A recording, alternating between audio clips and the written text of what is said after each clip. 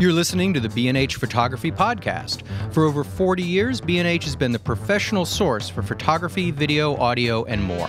For your favorite gear, news, and reviews, visit us at bnh.com or download the B&H app to your iPhone or Android device. Now here's your host, Alan Weitz.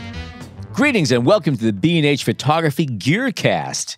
We recently spent a couple of very intense days at the 3rd Annual OPTIC Photography Conference, which is an incredible multi-day event consisting of lectures by world-renowned travel and adventure photographers, photo walks, an after-hours dinner reception, and an evening cruise around the island of Manhattan. OPTIC is sponsored by B&H and it's totally free. Ain't that something? At OPTIC 2017, we were fortunate enough to talk with a whole slew of incredible photographers, including Brooks Jensen, Allison Wright, Sam Simon, and Jill and Kyla from Our Wild Abandon.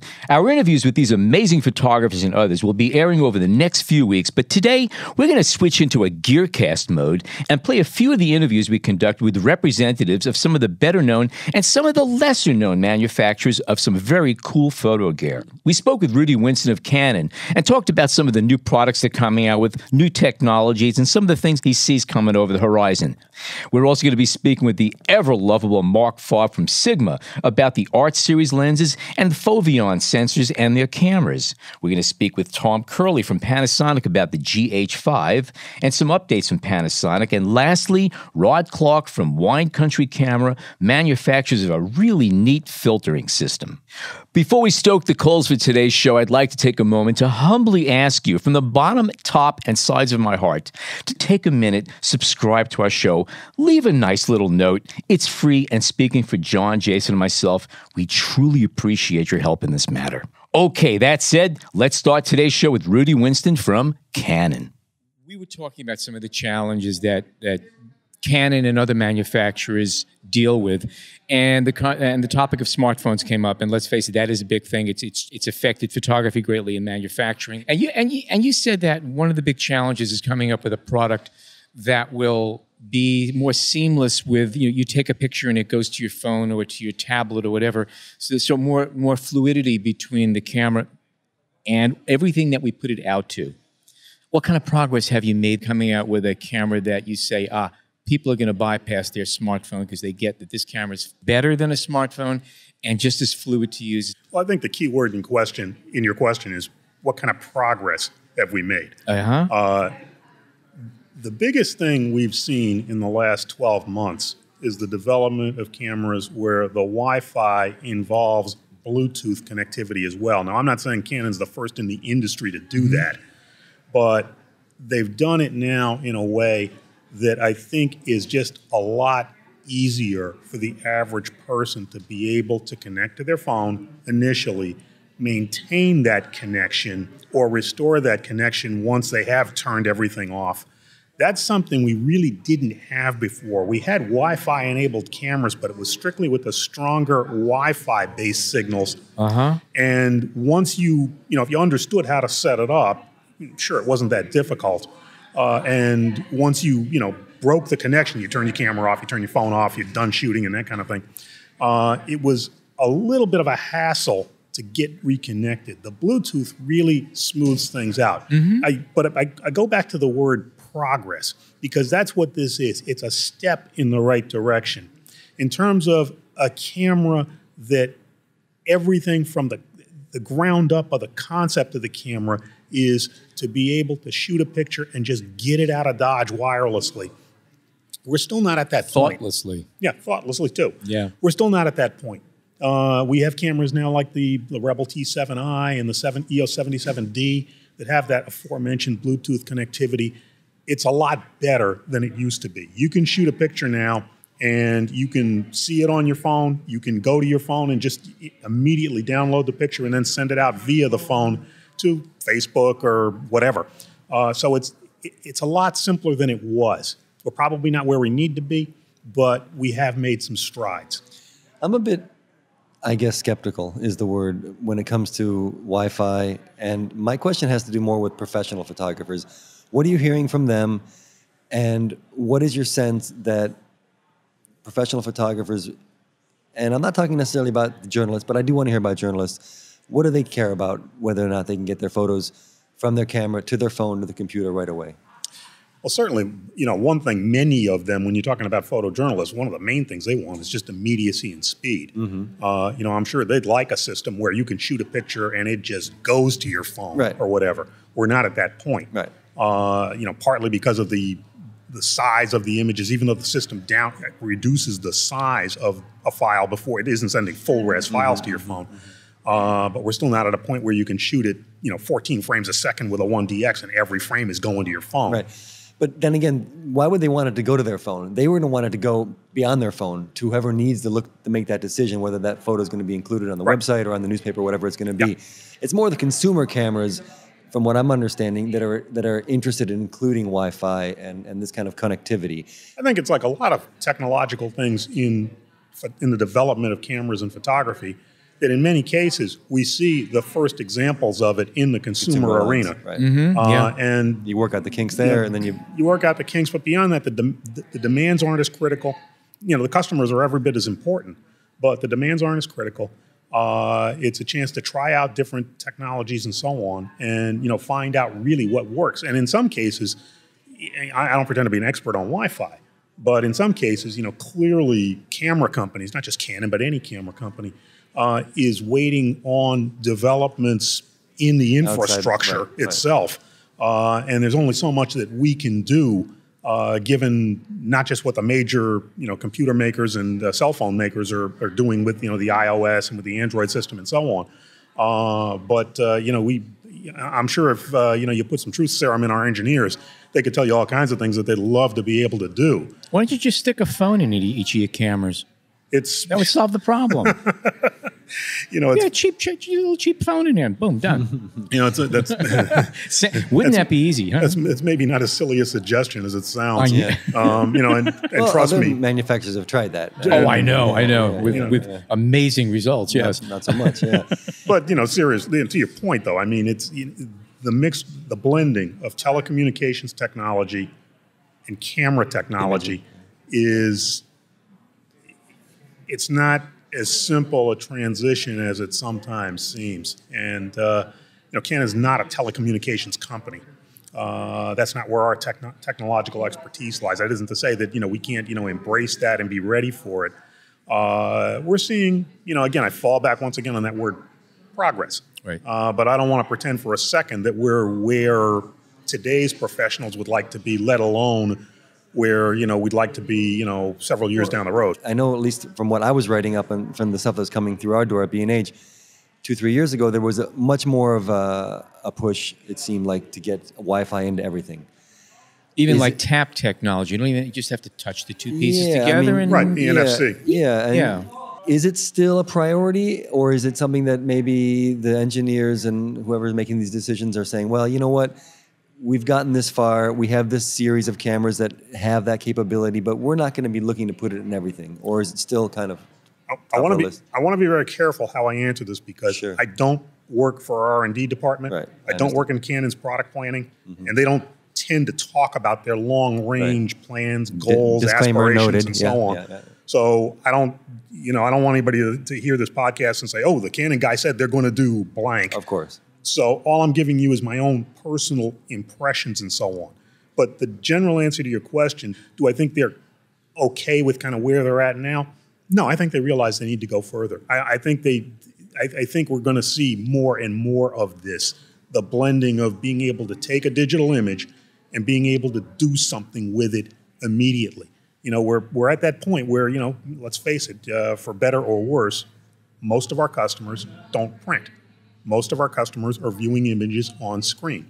And I don't care if we're talking about kids in junior high school or if we're talking about, serious enthusiasts, shooting, landscape pictures or whatever. And that transition happened actually pretty quickly in the grand scheme of things. But there's more and more pressure on camera makers to be able to shoot an image and have the customer be able to at least select a favorite and get it out quick. And we know that. And so again, we're seeing movement in that direction. I have no idea, looking in a crystal ball, what the next steps are, little steps or even big steps. But I'd be stunned if in the future, moving forward the next couple, 3 years, if you saw Canon just basically kind of put the brakes on this Wi-Fi stuff and just resort back to, you shoot your images, you put them on a card, you put them in your computer. We'll still have that, I'm sure, or at least I'm pretty confident. But I think that we're going to see more and more emphasis on connectivity, as they say. Can we maybe go to the other direction to talk about something that I know we talked about last year, and it's always the topic here, but point and shoots. We're seeing the high-end point and shoots get a favorable nod, and the low ends disappearing to some degree. I don't know if you want to say that or you feel that's accurate. No, that's certainly fair. I mean, that's what's happening in the marketplace. Of course, yeah. And is there any indication that anything like that is changing, and how is Canon approaching that? Basically, our approach to that is the market is what it is. Customers will buy what they really want to buy. And the advent of the smartphone has, really had a revolutionary effect on our entire industry. The good news is people are taking more pictures than ever. That's the good news. Yeah. As a camera maker, the bad news is that they're doing most of it with the phone that they, make phone calls with in their pocket. Where we're really seeing the impact is exactly as you say, in the compact digital camera arena. In the case of Canon, we'd be talking our PowerShot models. And you hit the nail right on the head. We still have good, strong sales success in the high-end field and in the long zoom field, the super zoom field, if you will, as well. And I'm sure this is not unique to Canon. I'm sure, most other camera makers who are in the compact camera field will tell you the same things. And those products are very clearly defined as being very different from a smartphone, whereas most point and shoots, it's gray. Well, yeah, you're right. It's, what used to be a very, very hot category in the case of Canon, the digital ELPH series cameras, the little pocket cameras, which did so well for us for so many years, that had, usually relatively abbreviated zoom ranges, sometimes a 3-time zoom or a 4-time zoom. We still have a presence in that market, but we're not silly. I mean, we understand that. Yeah, but nobody really has a presence in that end of the market. So as opposed to putting anymore, out 4 or 5 different ELPHs in a year, you're going to be doing one or none? Or they'll certainly be picking and choosing where they want to have a particular camera model, as a dealer would say, an SKU. We're not going to need lots and lots of different models in that. It seems to me that's a smarter category. approach and an easier approach for a company to take. Here's something interesting, just to your point, is that the high-end category has remained relatively strong. Again, talking the non-interchangeable lens compact cameras, what we call PowerShots. The G series for Canon, right? Like our PowerShot G series, perfect example. That used to be a 1 or 2 product category for us at any given time. Now we've got something like 5 cameras there. Ranging from compact cameras reminiscent of those digital ELPHs, but now with more control, better build quality, higher resolution and so on, bigger sensors too, to cameras like the G3X with, a long zoom capability, but in that G series suit of clothes where it'll have full manual control for the enthusiast who wants that. Aperture priority, shutter priority, that kind of thing, as well as your automatic settings for the person who's looking for a more casual shooting experience.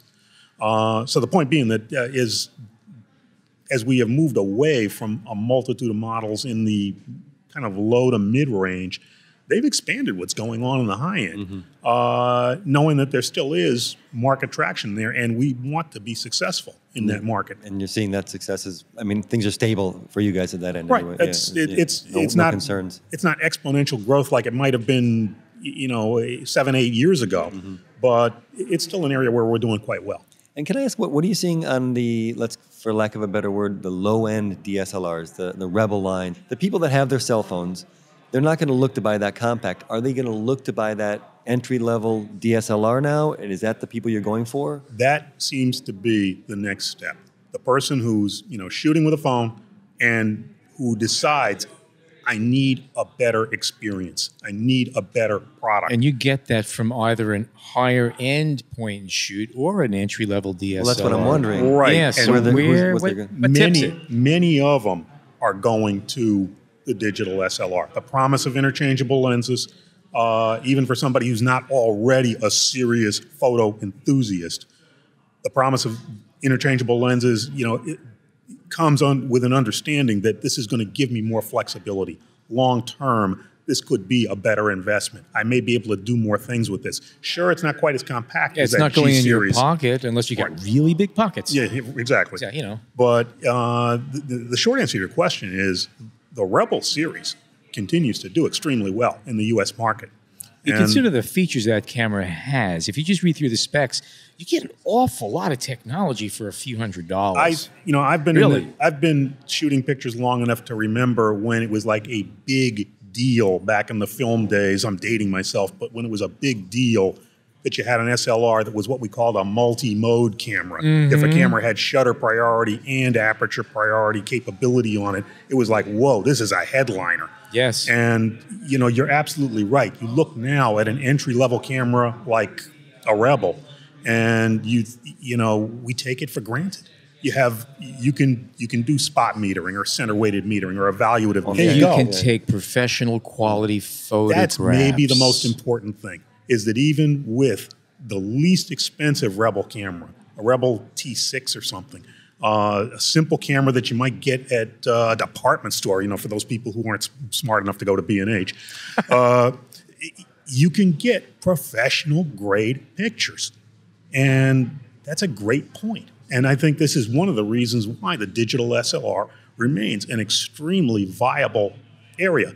And, I'm not in our sales department, so I'm not privy to all the numbers on a week-to-week basis. But in general, it seems like we remain fine in that category, whether we're talking Rebel or, moving up the line as well. Lenses, what's new in terms of lenses for DSLRs? Obviously. Yeah, lenses, we've been doing some interesting stuff, and it's clear, really, if you take a wide angle, and this is a pun, if you take a wide angle view of it, what I mean is if you just look over the past 4 or 5 years, our engineers have been doing several things really interesting and compelling. The first is at the consumer and mid-range levels, we're starting to see some very interesting developments with things like the nano USM ultrasonic motor technology, which lends itself beautifully to things like video, where the focusing is not just quick, but it's extremely smooth. It's not that kind of herky-jerky action that... There's a lot more fluidity. Yeah. Right. Yeah. So we're seeing that on lenses that aren't really steep in terms of what the customer has to pay. So we're seeing some neat developments there. Given the customer at the entry level and the mid-range customer to some degree, a nice entry into video, as well as for the still images too. The other thing, though, is we've seen a real doubling down of the lenses that we offer to our professional customers. What they've done in the last, I'm not talking just the last few months or whatever, but really over the last 5 years or so, when you look at second generation lenses that we've come out with, for instance, the 24 to 70 f2.8 version 2, the 70 to 200 f2.8 version 2, the 100 to 400 L series version 2, those lenses are spectacular. The previous lenses that were quite good, these are almost otherworldly in terms of how good they are. So we're seeing some neat developments there. And while I'm not privy again to what the R&D department has, in the pipeline, I am very confident that we're going to be seeing a continued commitment to our serious users, to those who have invested in our system at the high end.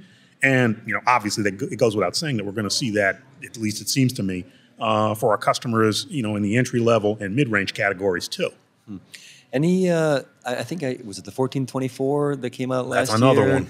I mean, it was an incredible lens. Is there any one new Pro series lens that has come out that just kind of took Canon by storm or surprised you guys with how well it did? I mean, that might be an example, but that, something, as you said, I mean, that one might be as good an example as any, not only in terms of the timing, because it did come out about a year ago or so, but what that lens is, what it does.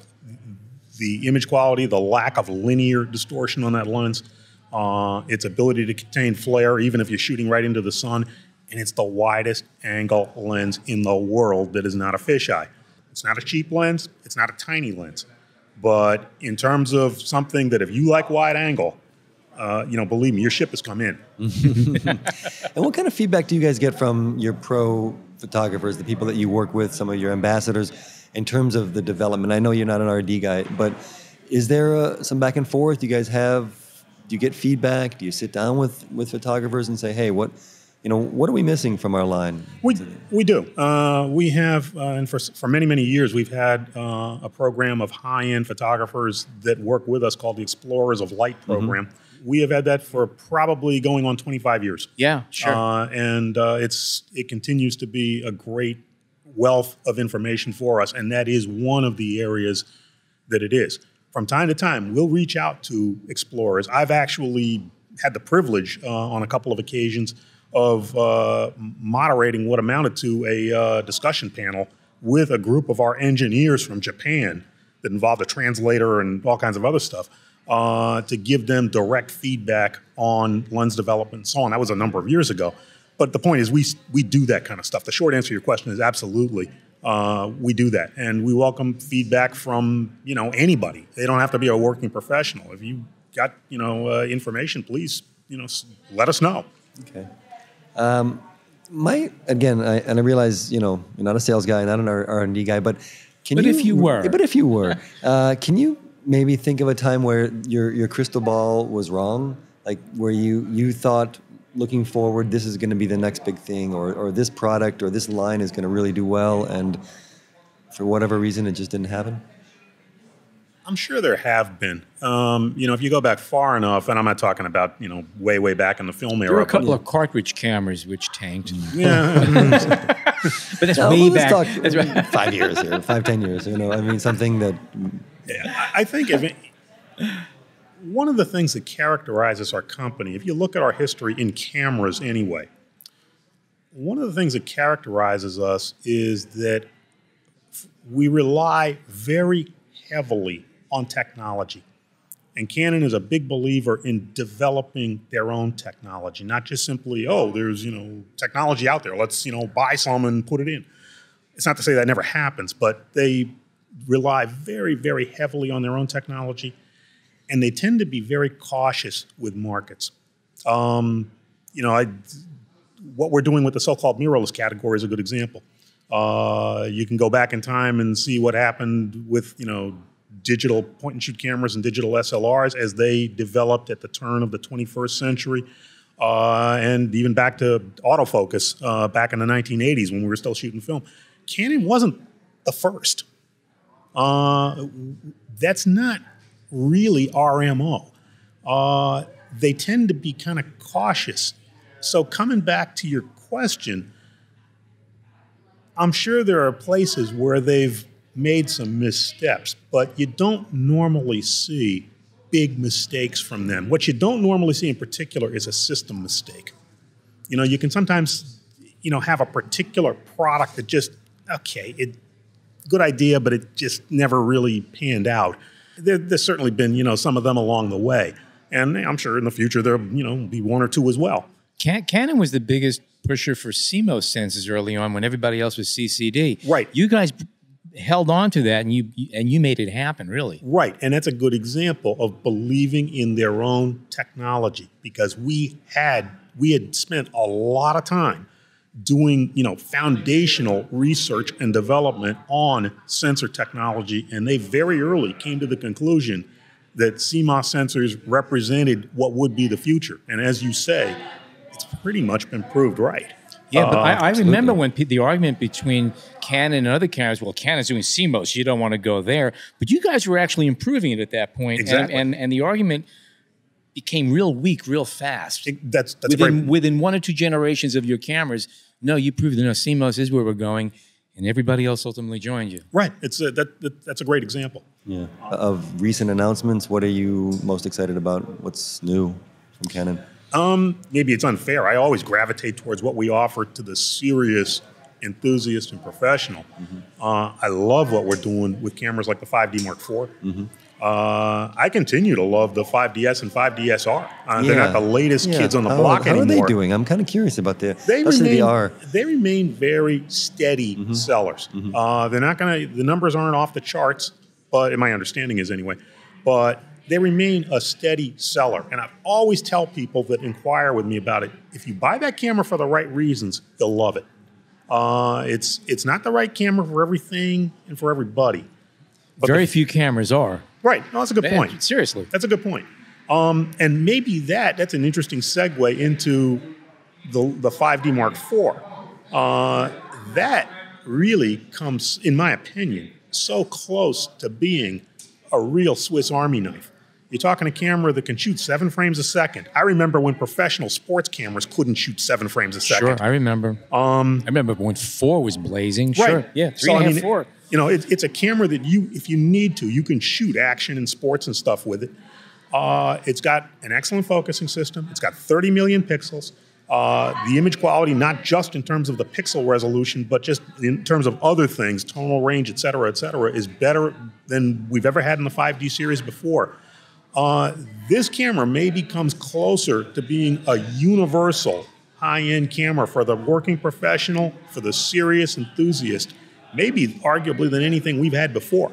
It's not the least expensive camera in our lineup for sure, but it just, you know, if you look at the feature set to be able to do, that camera has impressed me from day one in terms of the number of boxes it checks, the number of potential photographers that could legitimately be interested in this, replacing earlier gear that they had, or just, you know, kind of simply moving up to something, you know, bigger and better, so to speak.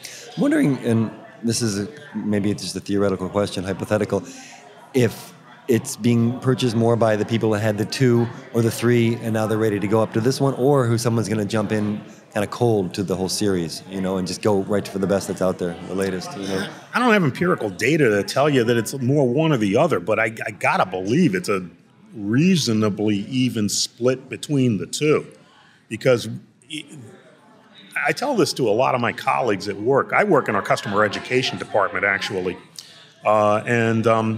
so, you know, much of my day-to-day work is working in developing online and, you know, helping out with live delivery of presentation content that's educational in nature. But one of the things I emphasize to my colleagues at work, and I'm coming to your question, is if you look at just the numbers of people who have bought Rebels alone, over even just the last 3 or 4 years, let alone since the first digital Rebel in 2003, the numbers are just scary. How many people in the U.S. market have a Rebel in their home? And, you know, I understand not every one of those people wants to step up now and get a, you know, a really excellent, you know, high-end camera. I get that. Some are, you know, extremely casual amateurs who will be, you know, happy with what they got, or maybe if they're going to replace it, they're just going to get a new Rebel. But the bottom line is, I think there's been a lot of movement with some of those people who have decided, I want to make that step up. I want to raise my photography game. I got started with this Rebel, whatever model, you know, could have been a year ago, could have been 2, 3 years ago, could have been 5, 6, 7 years ago or more. And I think, you know, many of them look to something like the 5D series as, you know, the reasonable pinnacle of what they could reach for. You know, a $6,000 camera like an EOS 1DX is probably out of the ballpark for many people simply on money alone, who aren't working professionals, and I get that. Yeah. You don't need it. Who needs it to? Yeah, and that's people. You know, arguable. That you're right. I mean, that could be certainly you know, argued too. But I think for many of those people, the idea of stepping into a 5D series camera is. It's the Goldilocks syndrome, right? Yeah, it's really a very, very good comfort zone, I think, for a lot of aspirational photographers. Yeah. Just as a little counterbalance there, you're talking about the original Rebel going back to 2003, digital Rebel. It was called the digital Rebel to separate it from the film Rebel. That camera cost $3,499 and had a 3.8 megapixel sensor, if I'm not mistaken, and did about 3 frames a second. Well, you're thinking, I think, of the D30. Okay. Which would have been a few years earlier. The D30 was in 2000, 2001. Yes. And at its time, a 3 million pixel camera that cost $3,000. That was mind-boggling. That was a very, very, very affordable price. Oh, yeah. At the time. When the digital Rebel came out, which was 2 or 3 years later, in 2003, that was remarkable because it was the first camera that, with a lens, you could buy for $9.99. And I think it was a 6 megapixel, right? Exactly. I have one maybe last question, and we should let Rudy go. But and you may not have the answer to this, but do you know who or decided to call the American version of these cameras the Rebel? Do you know how that came about? Well, it has to do. This is going back now before digital. Before digital, yeah. Back to our film cameras, and when the first EOS Rebel film camera came out, it was radically smaller and lighter than anything that we had in the EOS autofocus line up to that point. And they knew that this was going to be a camera targeted at a mass market audience, and they wanted to make a big splash. And they felt that they needed a big marketing presence and campaign, and they wanted something that was a little out there for Canon anyway. Edgy. Right? Yeah, a little. There you go. That's a perfect word. A little edgy, considering that Canon's sort of a conservative company generally. And if you remember, our spokesperson in those years for a long time was Andre Agassi, who, when this first came out, Andre Agassi was this long-haired guy that was very brash and on and off the tennis court. Had was worldwide popular, and he was our spokesperson. And I can't tell you the person that came up with the name Rebel, but when they were fusing this concept of this advertising campaign with Andre Agassi and trying to create this exciting new category that so many customers could reach into because it was affordable, they decided, let's go with the idea of a rebel. Andre Agassi's a bit of a rebel in the conservative tennis world. Here's a camera that's doing something different and exciting. And then did the European or the worldwide name, which is just the number series, did that come after the fact, or is there any? Honestly, how that works? I got to be straightforward. I can't give you the exact genesis of how we kind of went with the number concept in Europe and they call it the EOS KISS in Japan and in Asia. That's right. Yeah. So I know that one of the reasons they had different naming was concerns back in the day about the gray market sales and so on. But exactly how they arrived at the English word KISS for the Asian market and how they arrived at EOS with numbers for the European market, I'm not sure really how that happened. But the Rebel name for the U.S. North American market is an interesting one, and that it was somebody smarter than me working with the ad agency or whatever, and it stuck. Oh, it stuck. It's quite a moniker. Yeah. Rudy, I have another question for you, and that has to do with all the rumors we see online. What's happening with the full-frame mirrorless camera from Canon? Can you elaborate on anything? Any clues? Any little hints? We'd love to see it. What they'll do is anybody's guess. We're certainly aware of what's going on in the marketplace, but where they're going to take that is anybody's guess. I mentioned before that Canon tends to take its time with markets, and with the mirrorless interchangeable lens category in general, it's obvious that Canon has had a very, very conservative beginning. But they've started in the APS-C category with the EOS M series. I mean, we've started now to see some traction. The EOS M5 is a nice camera. It's got some nice features. It's almost like an 80D in a mirrorless form factor. Yeah. And the M6, you can, sort of the same thing without a viewfinder if you want something even more compact. So we're starting to see some really nice efforts there. What'll happen, will we see a full frame product? Your guess is as good as mine. I'm not trying to be coy. But it's, we're certainly aware of customer demand for something like that, if nothing else, to go along with our SLR offerings. Well, next year at the same time, a year from now, you'll be bringing us up to speed on all the new things, and we'll pick your head for new rumors as well. We should do this for years to come. What do you say? It'll always be my pleasure. That's great. Rudy Winston, Rudy. Canon, thank you so much for stopping by. Okay, coming up next, Marc Farb from Sigma. Greetings and welcome back. Thank you for having me. Great to be back. Is Sigma? What follows Sigma? Is there a name like Sigma? Sigma Corporation USA. Corporation USA. Yeah. Okay. All right, just wanted to be sure on that. There's also, I think, a couple of frat houses that start with Sigma, if I'm not mistaken, A couple too. of those, Yeah, that would be bad. There's no hazing, right? No. We want to avoid that. Anyway, last year we did a lot of talking about the Art Series lenses, which has really been bringing you guys like Way up long in the distances. forefront, yes. Oh yeah, major players. So talk to us. Tell us what new can we expect to be seeing? What's coming down the pike? Well, we've got a couple of lenses that we're waiting very impatiently on. You know, the new 14 millimeter. Yeah. Which again is an incredibly, wide rectilinear lens. But when you talk about being able to pick up a lens like that and see perfectly straight poles when you're doing video, at 180 degrees, it's I'm gorgeous. looking forward to that. Yeah. Now that's coming out in the near future. They're due like any moment. Okay. Along with the new 2470, which I don't know much about other than it's new.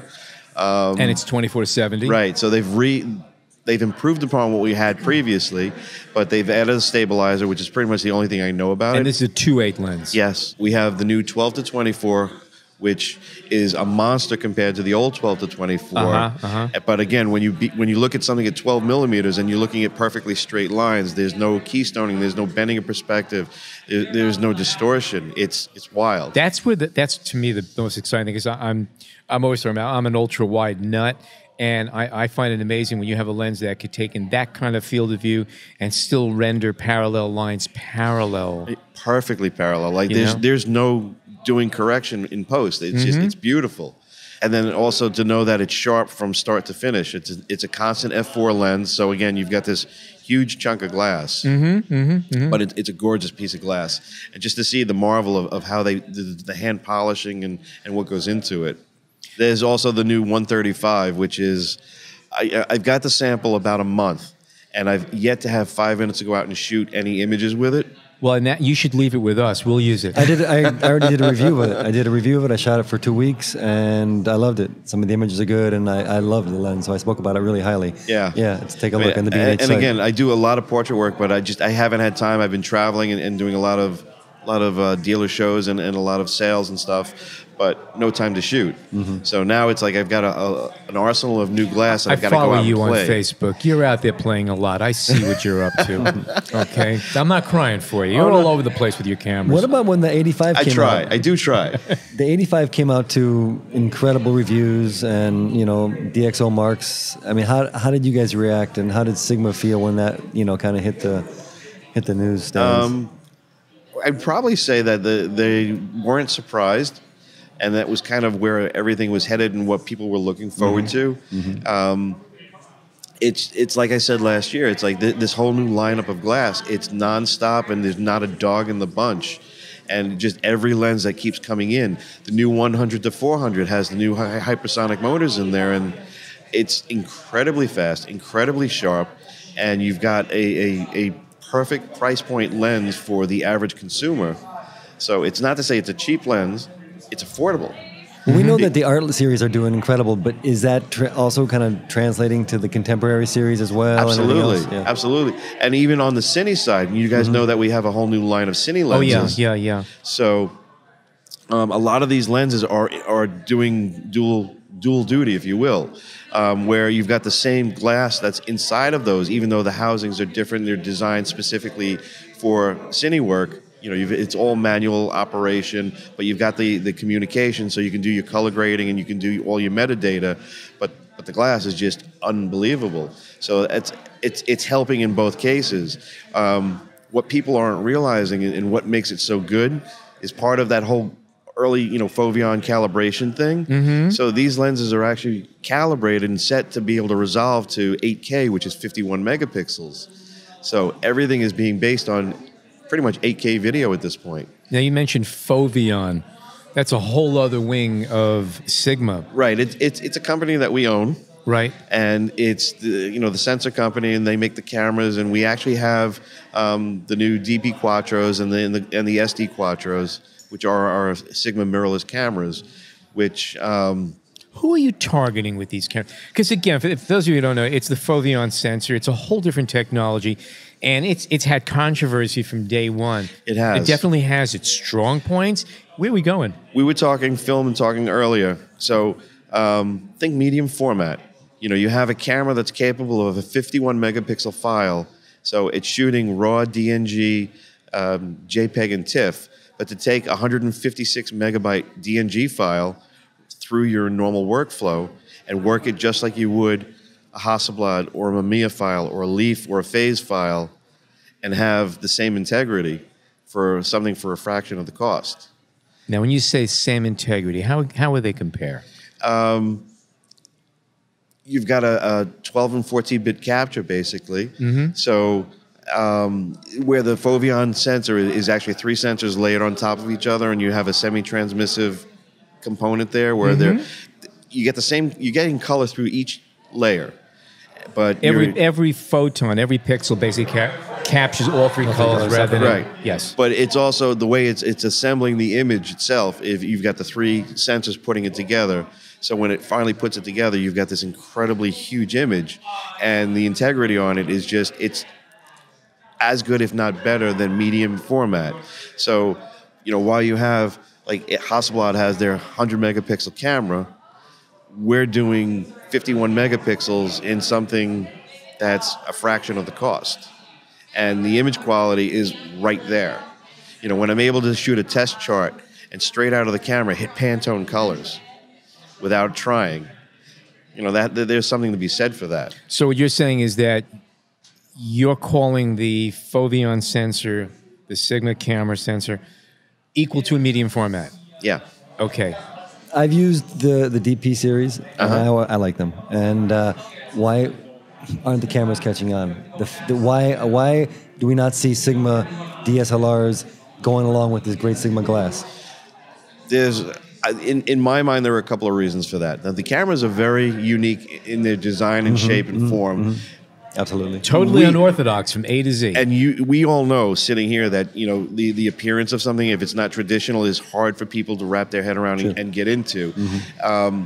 You have to see the image quality that comes out of it before you can even wrap your head around what you can do with the camera. So there are the purists that are out there that want to do real hardcore landscapes, people who've shot medium format and large format film. They gravitate towards this. It's not a camera to replace your Canon or Nikon, to do 10 frames a second, to go out and shoot sports. You can shoot fast action with the cameras, but it's not designed for that. You know, it's designed for the higher end, if you want to see the tool markings on an aircraft when you go to the air show. So you go out to Oshkosh and you want to photograph all of the old aircraft. You want to show something really wild and crazy. That's what you're going to do. As a matter of fact, last summer I went out to Geneseo, New York. There's a warplane museum up there. I did a 3-frame pano inside one of the cockpits of one of the planes. At 1:1, when I'm able to open the image and show them the dust inside the altimeter. Yeah. They're completely blown away. And are you guys gonna?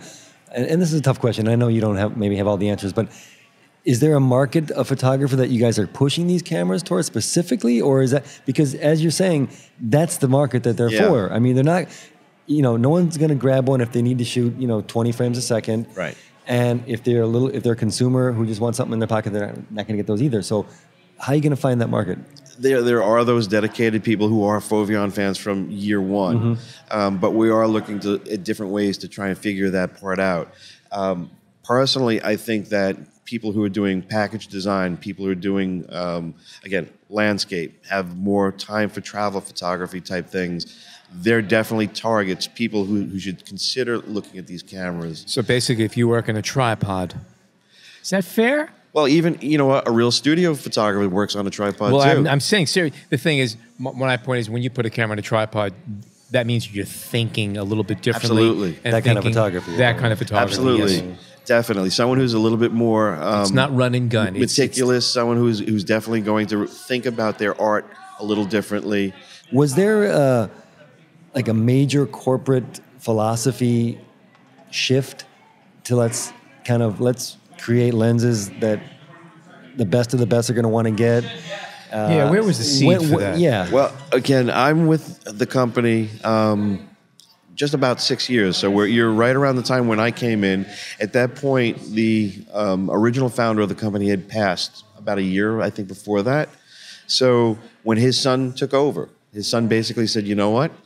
I don't want to be a third-party company. I want to be an answer to what am I going to use. So designs changed, engineers changed. They brought in different people to rethink things, and then came up with this whole brainchild of revamping all the product line. So it really did go back to, there was a person here. Oh, and there was a real no, decision being made. Yeah. No. Kazuto Yamaki put a lot of thought and effort behind it and saying, you know what? It's time to stop messing around, and I want to show people that this is the product that you want. Mm-hmm. Yeah, I read some interviews with him when I was doing research for that 135, and he was very clear on just what you said. You know, we don't want to be this anymore, and it's going to take some time. Yeah, no, and he's taken a lot of care and effort into choosing the right people and putting people in place to do things. The engineers, which a couple of them that I've met, are they're amazing. They're very, very creative people, and the fact that they listen to what the photography community is looking for, and the fact that they still have the mantra of they want affordable product out there and quality product. Is there anything new camera-wise coming out, or what we have with the Quattro H and the SD Quattro? Those are the newest. One of the neat things that most people don't realize is that there's the low-pass sensor inside the camera that you can remove, end user can remove. They're infrared ready at that point.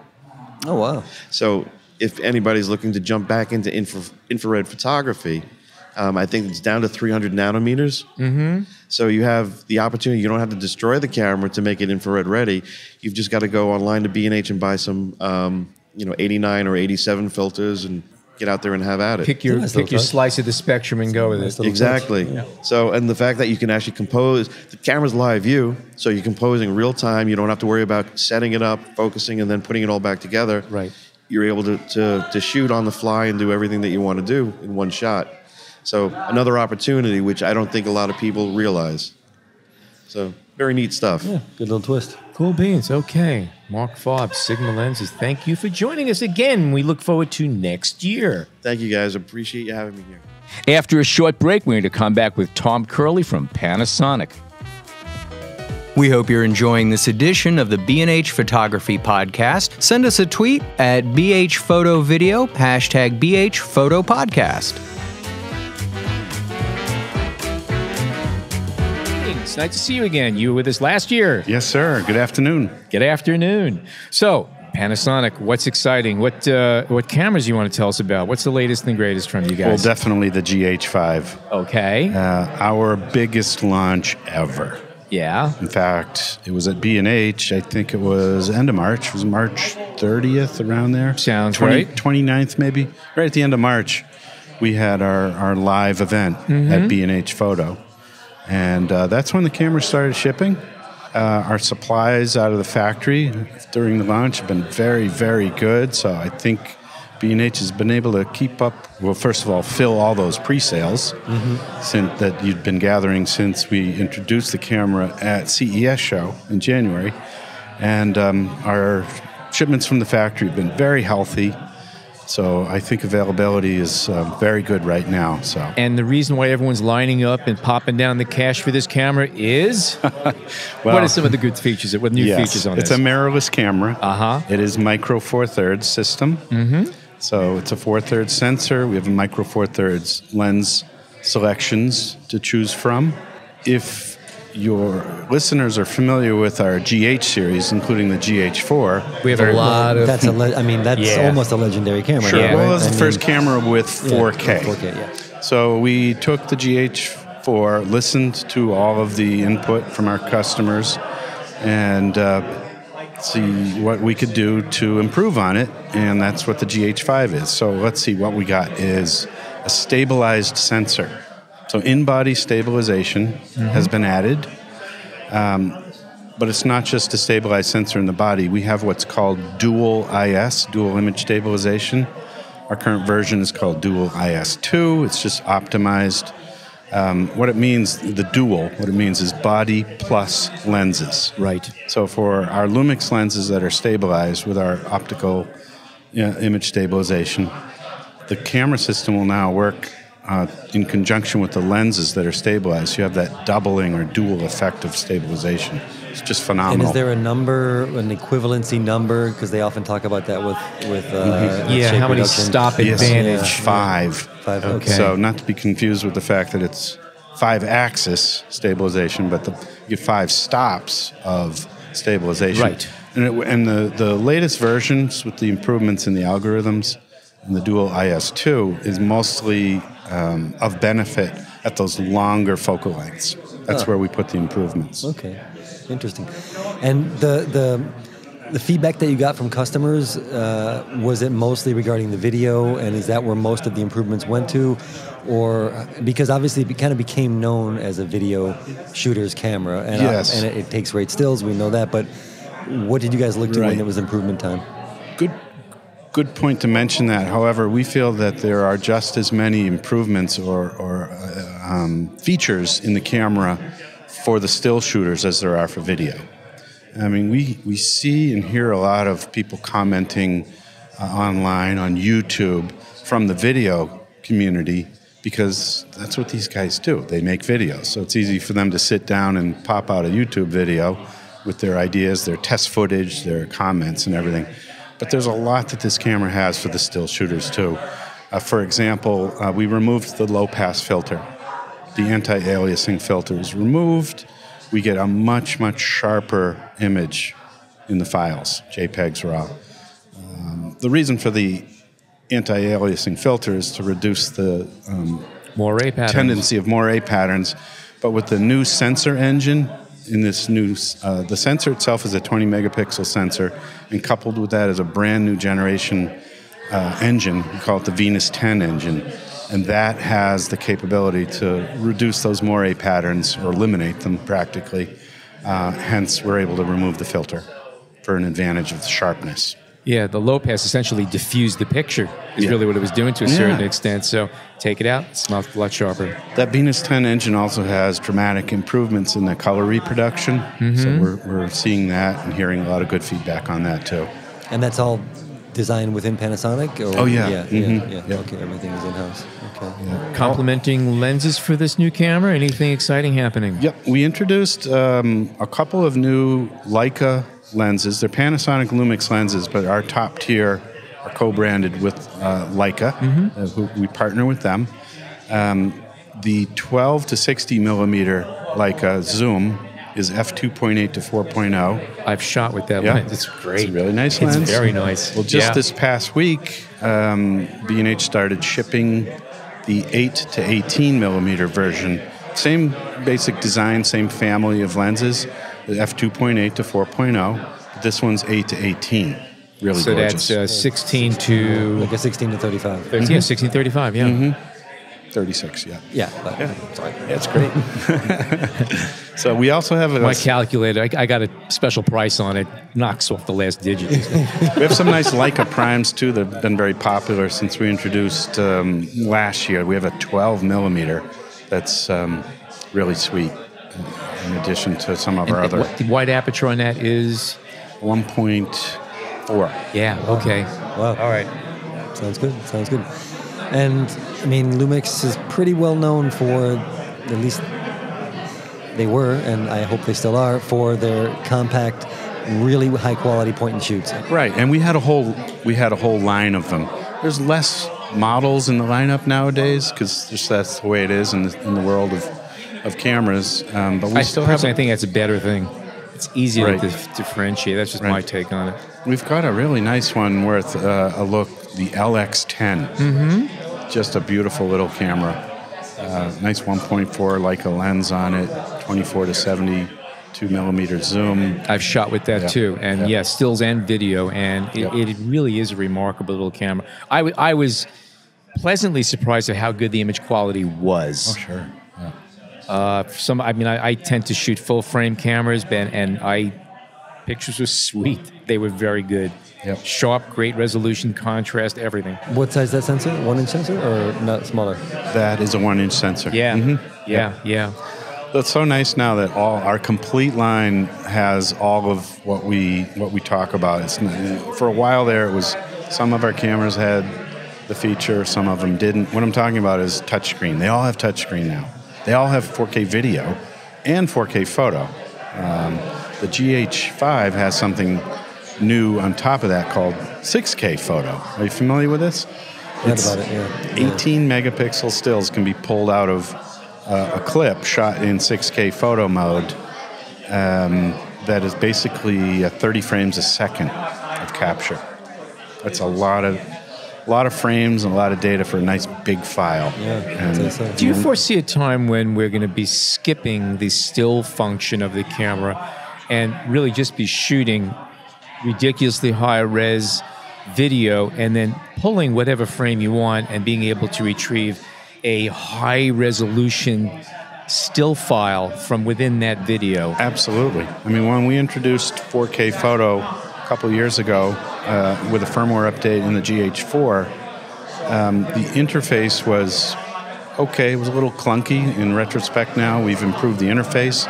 I see it continuing to improve to the point where, yes, exactly as you just described, but even just going to an electronic shutter for regular capture, where we don't have that clap, flap, flap at the press conferences where you can't even hear what the people are talking about because the news guys are drowning them out with their... It's true. With all those mirrors flapping. Let's go electronic shutter. Make that a policy. And how many traditional compact point and shoots are you guys out with this year? Do you know?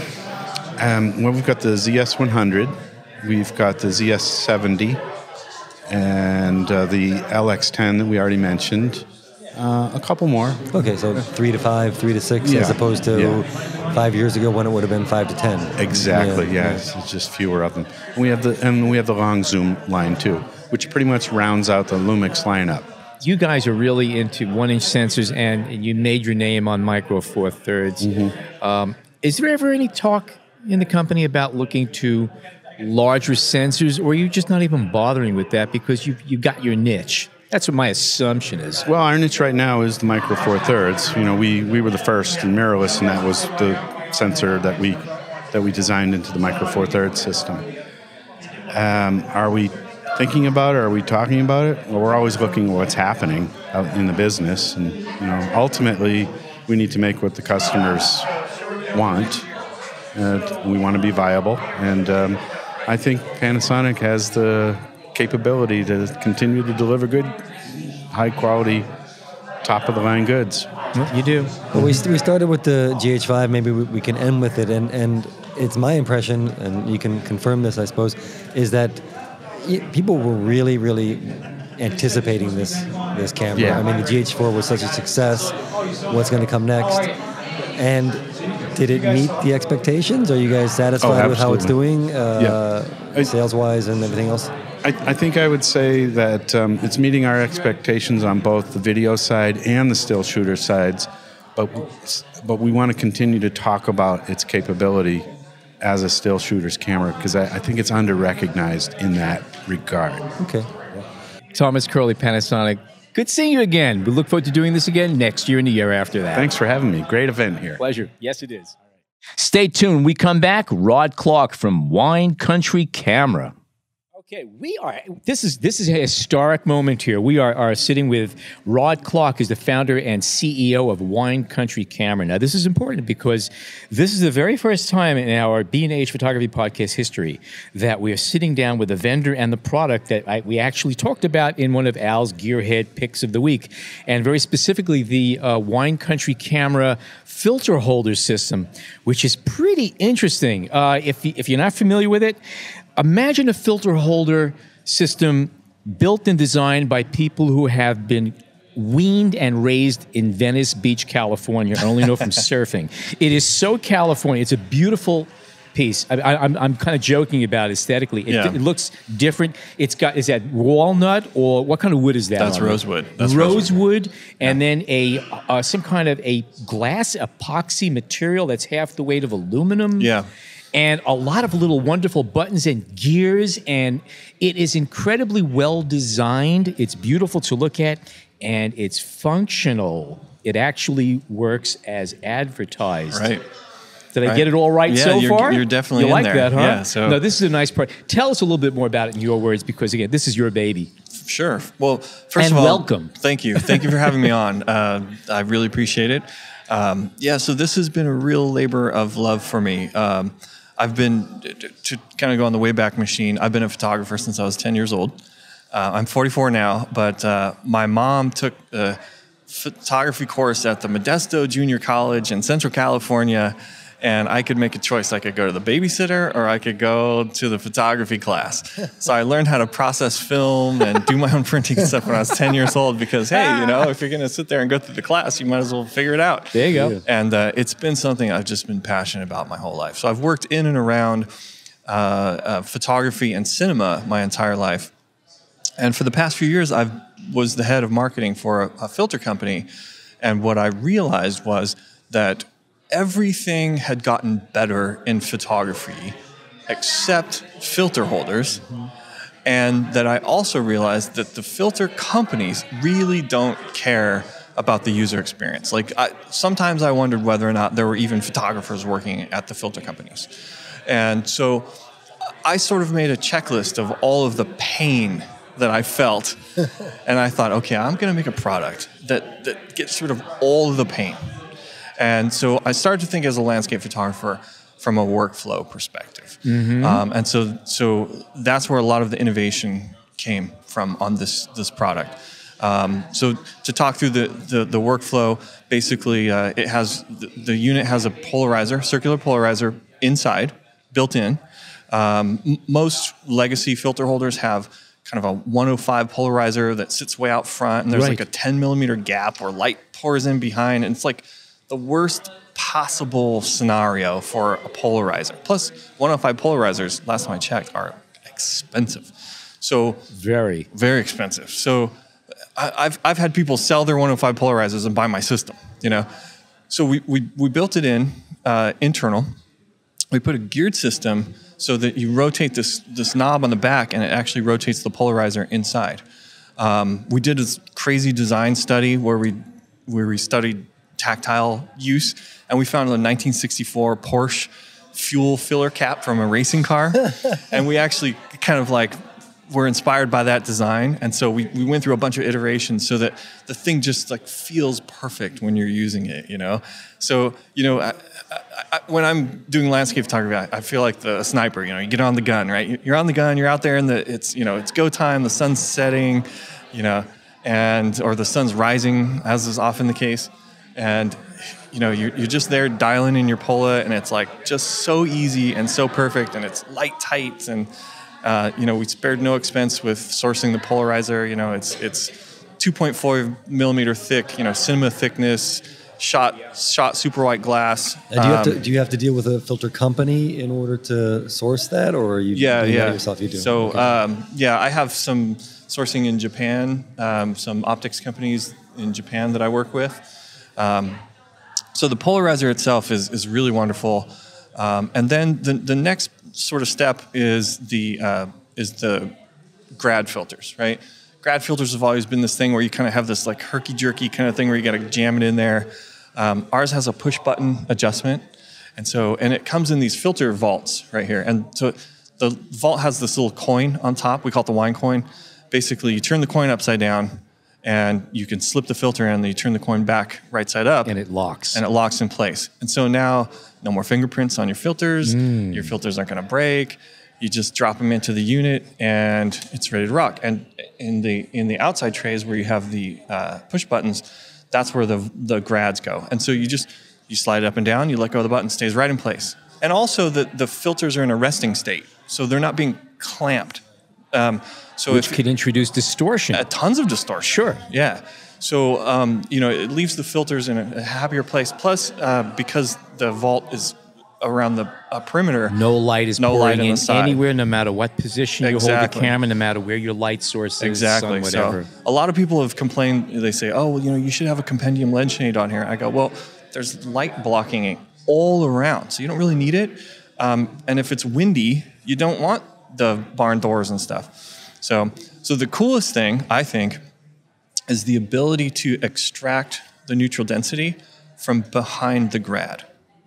So that is, for people who shoot 10 stops, 13 stops, 16 stops, you can't see through those. So if you have a grad in place and you're trying to pull your ND, you're toast, right? Because say you've set critical focus on your rear screen. You've got your grad in the perfect place. Now you want to just drop in your ND and shoot. What are you going to do? You got to take the whole thing off? It's terrible. Then you're recomposing, so with this. In the meantime, the light's changing. Oh, yeah. So with this, you drop it in. I'm dropping it in right now. You drop it in, fire a shot, pull it out. You can make a little quick adjustment, drop your ND back in, fire a shot. It's the only system in the world that does that. And really, a lot of people have commented on the looks and the style and the innovation of the product. It comes down to function. It really does come down to function. The vault has the little wine coin. Well, the coin doesn't add any height to the vault. Like a filter tray from a matte box has a little sprue on top. Yeah. Well, that's going to make your bag bigger. So we didn't want that. The thing has wood handles. Well, wood doesn't get cold like aluminum does. So if you're shooting in New England or Jackson Hole or Iceland, you're not going to be touching the thing and have it freeze your fingers. It's wood. It's nice and warm. Even on a hot day, it doesn't get too hot. It's temperature neutral. So there was a lot of thought that went into this. And sort of the ethos of the Wine Country camera comes from the name. Wine Country, of course, is sort of an homage to my home state of California. Mm-hmm. But also, I wanted to have a design ethos that was timelessness. That you could buy this and you could just use it forever, and there's not going to be a version 2 next week, and it's not going to go out of style or in fashion. It's just well thought out, and it's a piece of gear. I feel like photography is a community, and I'm not here to make a quick buck. I'm here to be part of a community and to make people who love what I love to do, because I love to shoot, and I want to make it more fun for those people, And that's really the focus of what I want to do. How long have you been around? How long have you been at it? I've been working on the project for about 3 years. It took me a year to get my designer to actually say yes. He's like this savant genius that used to work with Microsoft, and he developed a prototype of the Surface tablet and stuff. And he was my neighbor, and he was always working on these crazy big projects. And I said, hey, I got this little idea, are you interested? And so it took me a year to get him to say, okay, fine. Now, is he a photographer? No, he's a product designer. Just a product designer. Because again, the first thing that strikes you when you see a product is visually, it's startling. Quite often you have form following function. Yeah. What I think is amazing about this product is that form and function have equal weight here. Right. And the functionality is dead on. Having used these before, I appreciate everything you're talking about here. And then visually and aesthetically, and even from a tactile point of view, it's an experience. Yeah, it's an experience. I don't think you can call any of the filter holder an experience, but even just looking at this, it makes you stop and look and even just think about what it does and how it does it. Yeah, it really comes from the workflow. I did a lot of analysis. You have the 3D modeling, and we'd take the 3D modeler and we'd look at the way the wood is chamfered on the inside, and I would say, okay, I'm going to imagine this lens is looking this direction, and I'd have him angle it, and I'd look through in the 3D model, and you could see, okay, we need to trim some wood away there, or it's going to vignette, and there was a lot of, like I said earlier, there was this design study that we did on the tactile sensation of the rotating polarizer, and it was a lot of fun. There's definitely thought in every single aspect of this product. Yeah. No two ways about it. Yeah, for sure. What's your vendor discount? And how were, you don't have to tell us all the details, but how are sales going? Have you noticed any places that are more interested, or where are you selling? Is it just in the States now? Or they're all over the world. Sales are strong. UK, Europe, Australia. Mm-hmm. I've had interest in the Middle East. Far and away, B&H has been the best.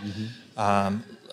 Not only from just the volume perspective, but also from the customer support. I just constantly speaking with customers who are just thrilled with it. And how did that end up go? Finding the distributors, finding the retailers, especially overseas. How was that? It's been going really well. We're still growing. We're still growing. The little camera stores they're a little more hesitant to bring on new products, but it's sort of a boutique product that people are more interested in buying online. One thing I can tell you is I haven't had a single return. Oh, wow! I haven't had a single person return it.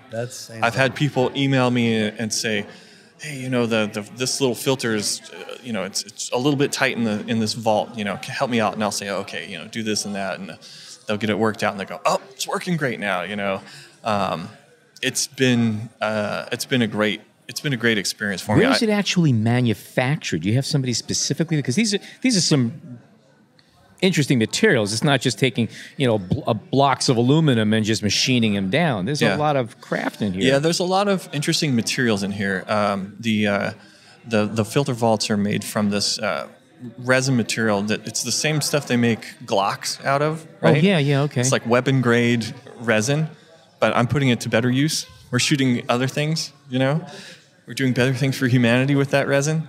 It's made in Asia. We have actually a really close relationship with a factory in China that does the work for us. And then all the glass, it's all shot glass. I get my filters. We're coming out with a filter line pretty soon.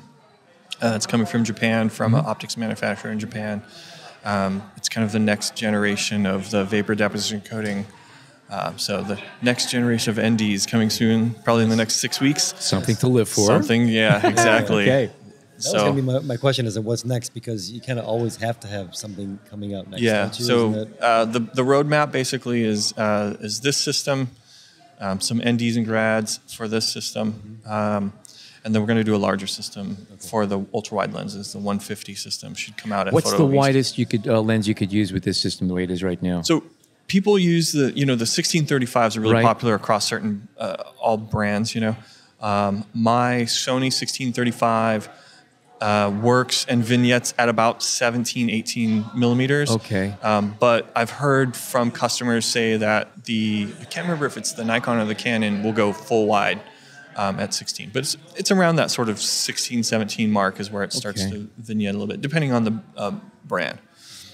But we're going to do a larger system that's going to be lens specific for those, you know, for your 1424s and the really wide stuff out there, the Zeiss 15s and stuff like that. So excellent. 35 leaf shutter, phase 1, and all that stuff. Yeah. And do you sell through your own website too, or just through the... I do sell through my own website as well. And it's winecountry.camera.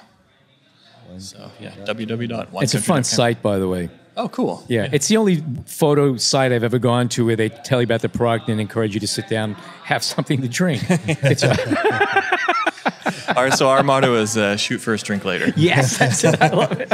Yeah, I think you used that on there. Yes, I think I mentioned that on that when we gave you a little plug that time. Yeah. So this is great. Well, it's terrific to meet you and actually see this product, other than in photographs. And I have to encourage our listeners that if you do use NDs, you use polarizers, and you're into really good precision gear, definitely take a look at the Wine Country camera filter holder system. It's well worth the time. It's a beautiful, beautiful product, well executed, and it performs as advertised. Thanks. Can't say more than that. You know, the only thing I can say is you talk to people about filters and they say, "Ugh, I hate using filters." My goal in life is to make people say, "I love using filters," because, hey, I want to stand next to a tripod for 3 hours and watch the sunset, and I want to make that experience magical from beginning to end. So if I can take away the pain and make photography more enjoyable for more people, then we're all winning together. All right, very good. Thanks for having me on. Okay, that's a wrap on another fine show. I know I learned a few things. I hope you did too. The next episode is going to be on the 2017 solar eclipse, which is coming up this summer. And remember, do take a moment, go to iTunes, subscribe, leave a comment. Tell the world how much you love us, because in fact, we love you too. Just remember that. In the meantime, on behalf of Jason Tables, John Harris, and myself, thank you so much for tuning in today.